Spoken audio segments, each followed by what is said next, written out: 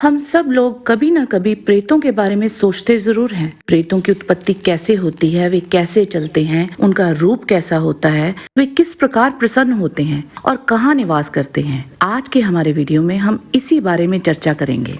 आप सबको हमारा नमस्कार। आपके अपने चैनल ओम गणपति में आपका स्वागत है। अगर आपने अभी तक हमारे चैनल को सब्सक्राइब नहीं किया है तो जल्दी से कर लें और बेल आइकन दबा दें ताकि हमारे हर वीडियो की जानकारी आपको सबसे पहले मिले। गरुड़ पुराण के अनुसार जो लोग पूर्व जन्म में पाप कर्म करते हैं वे मृत्यु के पश्चात प्रेत योनियों में जन्म लेते हैं। जो लोग बावली, कुआं, जलाशय, मंदिर, फलदार वृक्ष, रसोई घर अपने पितृ और पूर्वजों के धर्म को बेच देता है वे पाप का भागी होता है। ऐसा व्यक्ति प्रलय काल तक प्रेत योनियों में रहता है। जो लोग लोभवश गाय के चरने की भूमि, ग्राम की सीमा, जलाशय, उपवन और गुफा के भाग को जोत देते हैं वे प्रेत बनते हैं। पापियों की मृत्यु चंडाल, जल, सांप के काटने से, ब्राह्मण के श्राप से, विद्युत निपात, अग्नि, किसी चीज के काटने से या पशु के आक्रमण से होती है। इसके अलावा जो लोग फांसी लगा के जहर से या बीमारी से, चोर डकैतों के द्वारा या जिनके मरने पर संस्कार नहीं होता, पर्वत या दीवार के नीचे दबकर, या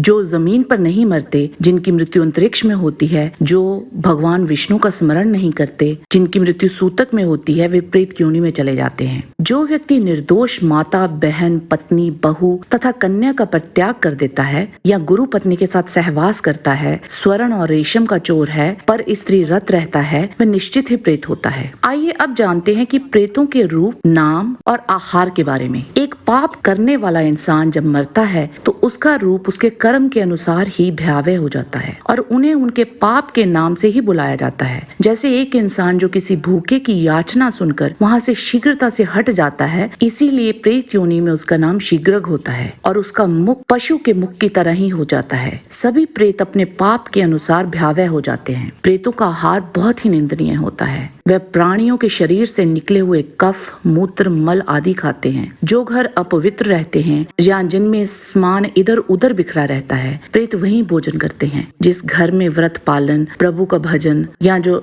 लज्जा मर्यादा से रहित हैं, जिस घर में नित्य लोभ, क्रोध, निद्रा, आलस्य, भय, कलह है, प्रेत वहीं वास करते हैं और भोजन करते हैं। आइए अब जानते हैं कि कैसे पता चलता है कि क्या आपका घर प्रेत बाधा से शापित है या नहीं। पिशाच योनि में रहने वाले प्रेत जब किसी के घर में घुसते हैं तो जैसा उनका स्वरूप होता है या जो उनकी पहचान है वो वैसे ही चिन्ह दिखाते हैं। प्रेत वायु रूपी देह में प्रविष्ट होकर घोड़े, हाथी, बैल या मनुष्य का विकृत रूप धारण करके स्वप्न में दिखाई देते हैं। तो समझिए आपके घर में प्रेत बाधा है। अगर आप सुबह सो के उठने पर अपने आप को विपरीत दिशा में पाते हैं तो समझिए कि किसी प्रेत योनि के साथ आपका साक्षात्कार हुआ है। अगर सपने में आप खुद को जंजीरों से बंधा हुआ पाएं या आपका मरा हुआ पूर्वज खाते हुए व्यक्ति का खाना लेकर भाग जाए तो समझिए आप प्रेत बाधा से पीड़ित हैं। या अगर आप खुद को या अपने घर के किसी व्यक्ति को बैल की सवारी करते हुए या बैलों के साथ कहीं जाते हुए या किसी जानवर की बोली में बोलते हुए देखें तो यह भी प्रेत बाधा का ही प्रतीक है। यदि आप किसी जीवित व्यक्ति को मरा हुआ देखें तो उसे प्रेत दोष मानना चाहिए। अब मैं आपको इससे निवृत्ति का तरीका बताती हूँ। गरुड़ पुराण के अनुसार प्रेत बाधा होने पर प्रायश्चित करना बहुत जरूरी है। किसी तीर्थ में स्नान कीजिए और बेल के वृक्ष में जल तर्पण कीजिए और काले धान्य का दान दीजिए और श्रद्धा पूर्वक प्रेत चिन्ह वाले अध्याय का पाठ गरुड़ पुराण में से कीजिए। गरुड़ पुराण में आपको 5 भूतों की एक कहानी बताई गई है। उस कहानी को